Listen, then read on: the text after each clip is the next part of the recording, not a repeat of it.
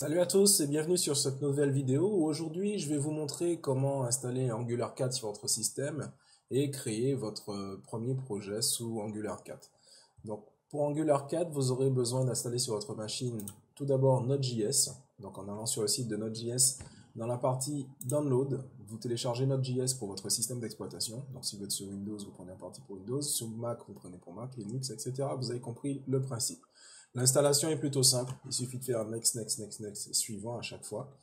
Ce qui fait qu'au bout du compte, vous aurez sur votre machine, en ligne de commande, la possibilité d'installer des packages via npm, qui est installé automatiquement quand vous installez Node.js. Donc vous pouvez le vérifier quand même, en tapant node-v sur votre machine, vous donne la version de Node que vous avez, et npm-v vous donne la version de npm.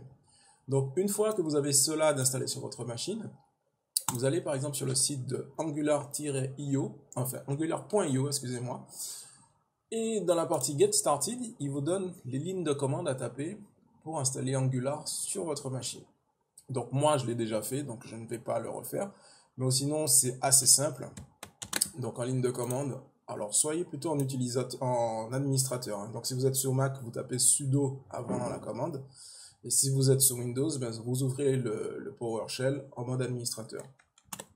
Donc une fois que vous tapez npm install-g, alors le -g c'est pour installer globalement sur la machine, pour que vous n'ayez pas à le refaire à chaque fois que vous voulez créer un projet, @angular/cli, vous faites entrer, et il va vous installer Angular CLI sur votre machine. Angular CLI, c'est les lignes de commande qui vous permettront de créer le projet Angular. Donc une fois que c'est fait, c'est tout simple. Il vous suffit d'aller dans le dossier dans lequel vous voulez installer votre projet. Donc moi, il est sur G. Je vais y aller rapidement, si je me souviens du chemin. Alors c'est dev sandbox et Angular, si je ne me trompe pas. Voilà. Donc dans ce dossier, je veux créer un nouveau projet. Donc comme indiqué dans la ligne de commande, vous tapez, enfin sur le site d'Angular, vous tapez ng new et le nom de votre projet. Donc moi je vais l'appeler projet pour être super original. Il va tout simplement télécharger tous les packages dont Angular a besoin pour fonctionner. Donc selon votre connexion internet, ça peut prendre plus ou moins de temps. Donc moi si je vois que ça prend trop de temps, je vais faire une petite coupure sur la vidéo. Donc on va patienter quand même un petit moment. Et voilà, ça y est, au bout de quelques minutes, ça a pris à peu près 2 minutes à peu près sur ma machine pour pouvoir s'installer. Il a fini l'importation des packages et l'installation d'Angular sur votre dossier. Donc quand on prend le dossier, vous voyez, j'ai projet 01 qui a été créé avec tout plein de fichiers et dossiers à l'intérieur. Donc on va aller l'ouvrir dans Visual Code, qui est un très bon éditeur, pour aller voir à quoi tout cela ressemble. Alors, on va mettre celui-là là et celui-ci ici. Voilà. Donc, au niveau de Visual Code, vous voyez que vous avez en fait les node modules, c'est tout ce qui a été importé par npm pour pouvoir faire fonctionner Angular. Et la partie la plus intéressante pour nous, c'est-à-dire que l'endroit où nous on va travailler principalement, c'est dans le SRC. Donc, dans le SRC, vous avez tout ce qui est app, les assets, l'environnement. Environnement, on n'y touche pas beaucoup. Mais par contre, sur index.html et sur le style CSS, on va effectivement y toucher de temps en temps. Et dans AngularCli.json, vous aurez aussi 2-3 choses à faire au fur et à mesure du projet. Je vais vous montrer quoi. Donc dans un premier temps, on va aller voir à quoi ressemble l'application une fois installée. Donc pour cela, c'est assez simple.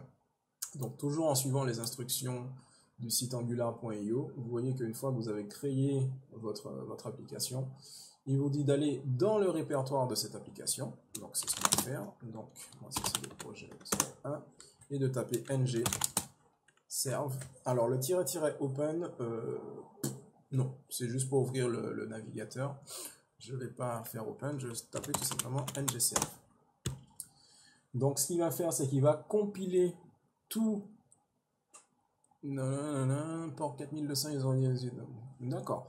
Effectivement, j'ai déjà un port qui est ouvert en 4200, parce que j'ai déjà un projet qui tourne avec Angular, qui est celui-ci, hein, tout simplement, celui que je vous ai montré dans la vidéo précédente.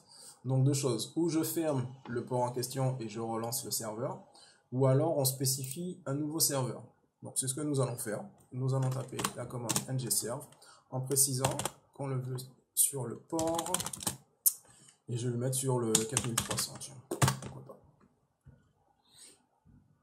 Donc ce qu'il va faire, c'est qu'il va compiler tous les modules, tout ce qu'il lui faut pour fonctionner. Il va créer en fait un point d'entrée, index.html, dans lequel il y aura plein de fichiers JavaScript qui vont apparaître. Donc une fois que c'est fait, vous allez sur localhost,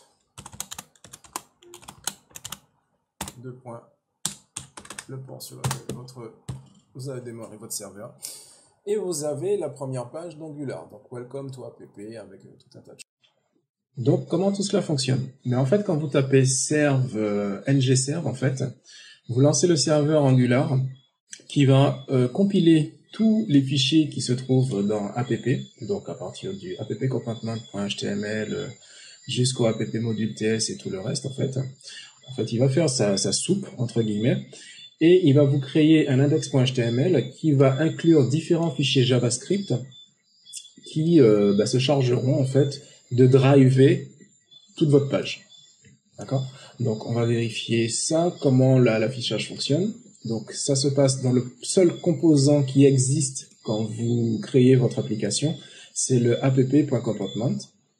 Vous pouvez en créer d'autres par la suite, mais au début, vous avez que celui-ci. Donc, il se présente en plusieurs parties. Donc, la partie CSS, HTML, le spec.ts, c'est pour les tests unitaires, donc on ne va pas l'utiliser. Le app.compartment, pardon, excusez-moi, le app.compartment.ts, c'est toute la partie logique de votre application. Donc, dès que vous avez du code métier à écrire, ça s'écrit dans cette partie-là. Et le app-module.ts, en fait, va se charger, on va le voir après plus en détail, mais lui se charge d'importer les différents comportements que vous aurez créés, les comportements, les modules, les services, etc., etc. Vraiment tout ce que vous allez inclure dans votre projet. app.module.ts s'occupe de récupérer tout ça et de dispatcher tout ça comme vous l'aurez décidé par la suite. Donc on va d'abord regarder le app.compartment.ts. Vous voyez qu'on a une variable. Alors il faut savoir, première spécification, que Angular 4 et Angular premier du nom aussi, je suppose, fonctionne avec un langage qu'on appelle le TypeScript. TypeScript, c'est ni plus ni moins que du JavaScript gonflé aux amphétamines, aux endorphines, ce que vous voulez en fait. C'est du JavaScript puissance plus. Donc vous aurez accès à des classes, à des objets, en fait, beaucoup de choses que vous pouvez pas faire ou que vous pouvez faire difficilement nativement avec JavaScript. TypeScript va vous apporter les outils pour pouvoir écrire ça beaucoup plus simplement. On le verra par la suite, ne vous inquiétez pas.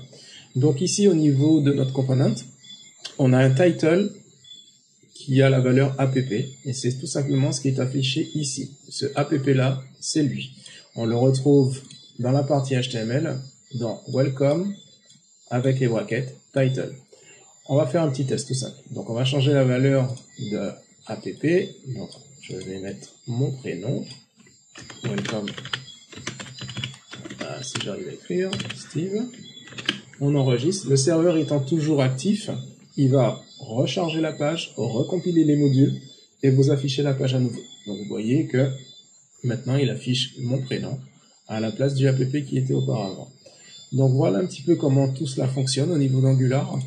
On va voir beaucoup plus en détail dans la prochaine vidéo comment créer un component avec le code métier. On va voir à quoi ça sert, comment l'implémenter, comment l'importer dans le app-module.ts, etc., etc. Donc, n'hésitez pas à regarder la prochaine vidéo où on va parler plus en détail de tout ce qui est component.